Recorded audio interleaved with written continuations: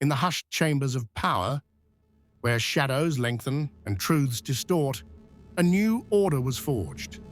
It was not born of a public mandate, but of meticulous design, orchestrated by a man named Amir Abala. He presided over a shadow presidency, an unseen hand guiding the fate of nations. His dominion was built upon the manipulation of crises and the subversion of elections. These were not mere events, but instruments honed to consolidate an insidious power. Our narrative unfolds in two chilling acts: the pandemic, a crucible of control, and the election, a masterclass in electoral alchemy. For Abala and his inner circle, particularly the enigmatic Jasmine, the global pandemic was never a crisis. It was an unparalleled opportunity.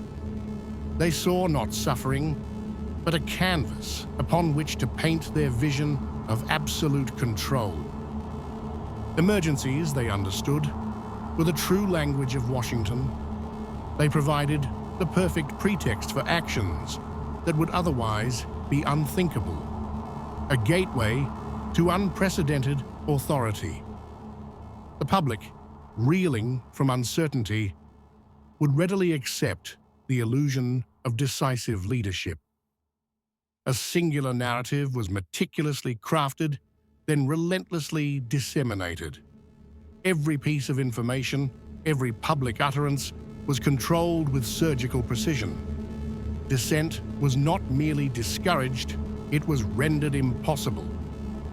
Fear became their most potent weapon, a psychological lever to shape public perception. Words were chosen for their visceral impact, imagery for its unsettling power, all designed to induce compliance. The very fabric of media platforms was weaponized. Algorithms were rewritten, terms of service redefined, all to amplify the chosen message. Rappaport. Marlin's vast media networks excelled at this. They simplified complex issues into emotionally charged sound bites, echoing the mantra, "Trust science." Nuance was sacrificed at the altar of absolute certainty. Swift, decisive actions emanated from the administration, a flurry of coordinated directives. Agencies fell into line, while states, caught in a desperate competition for resources, vied to impose the most stringent restrictions. Policies like supply chain management and rationing were implemented, cloaked in the language of compassion. Yet their true purpose was to centralize control over essential resources. ESG, once a framework for corporate responsibility, was subtly rebranded. It became emergency social governance, a new paradigm for societal management under duress. Every aspect of life, from commerce to community, was now subject to this overarching control. The human cost was immense, a tapestry woven with fear and loss. Hospitals filled and emptied, their silent struggles a testament to the unseen forces at play. Individuals grappled with isolation, their lives reduced to a series of mandates. Vaccines were initially presented as the beacon of hope, the promised salvation. But this hope was swiftly weaponized, used to create deep societal divisions through mandates and restrictions. The chasm between the compliant and the defiant grew wider with each passing day.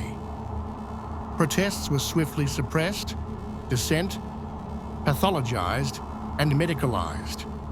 The language itself shifted, subtly at first, then overtly.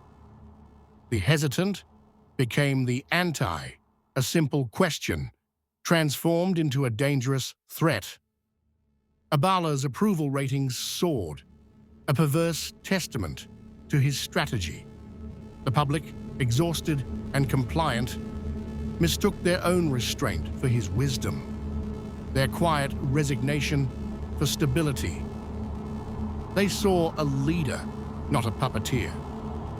Yet, anomalies persisted, whispers in the data, unexplained shifts in mortality rates, peculiar patterns in flu graphs were observed by a few, but these inconvenient truths were systematically suppressed, buried beneath the weight of the official narrative. Marlin's media empire ensured that uncertainty found no platform. Dissenting views were scrubbed from the digital ether, erased from public discourse. The official story remained pristine, unchallenged. Abala's ultimate goal was never care, but control. This chilling truth, stark and undeniable, was meticulously documented within the pages of his private binder. The pandemic was merely the first step in a grander design. With the populace conditioned and compliant, the stage was set for the next act, the manipulation of the electoral process. Joseph O'Shea, a relic wearing a perpetual grin, was presented as the chosen candidate. He was a carefully crafted symbol of hope and unity, a comforting facade for the machinery churning beneath. His team was a precise instrument of manipulation. Heitler, the architect of voter collection, Rappaport Marlin, the master of media narrative, and Horowitz, the digital puppeteer of social media. Each played a crucial role in the grand deception. Heitler's operation, dubbed Field Ecology, was a sophisticated network. It focused on collecting voters through a web of nonprofits and community centers, subtly guiding their choices, ensuring their participation. This was not outreach, it was harvesting. Rappaport Marlin orchestrated the media choreography with chilling precision. Every announcement, every news segment was designed to explain, to normalize the abnormal. Phrases like, "This is normal," "This is expected," "This is routine," became a hypnotic refrain. Horowitz, meanwhile, wielded the immense power of social media. Rules on interference were expanded, allowing for the overcatching of any perceived dissent. Algorithms were tweaked to uplift normal, burying anything that challenged the preferred narrative. The legal system itself became a weapon. A flurry of lawsuits, strategically filed, served to expand or tighten access to the ballot. This created a fog of confusion, allowing the dominant narrative to take root unchallenged. Election night was not an event. It was a carefully choreographed performance. The media, acting as an extension of the shadow presidency, controlled the flow of information, shaping the narrative in real time. The outcome was predetermined. The public, merely spectators. Reassuring phrases echoed across every network. The most secure election in history. This mantra was repeated endlessly, a balm for any lingering doubts, a shield against scrutiny. The illusion of integrity was paramount. As anomalies began to surface, they were swiftly explained away. Pauses are normal, the anchors declared, their voices calm and authoritative. Counting late ballots is normal. Every deviation from expectation was rationalized, every question dismissed. Then came the impossible landslide. Sudden dumps of ballots appeared overnight, materializing from the shadows, creating mathematically improbable margins. The numbers defied logic, yet they were presented as undeniable fact. O'Shea's landslide victory was called not by the people, but by the networks. It was the coronation of a puppet, a hollow triumph orchestrated by unseen hands. The true masters remained hidden, their power solidified. The immediate aftermath was a fracturing of trust, a deepening chasm in the societal fabric.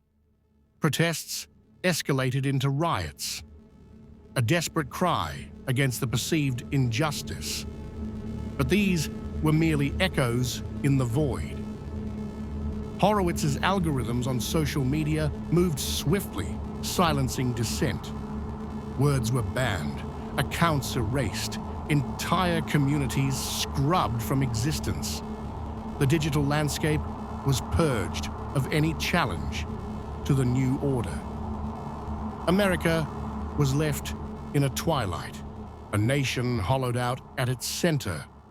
The true masters, the architects of this grand deception, remained hidden, their identities obscured by the very shadows they had cast.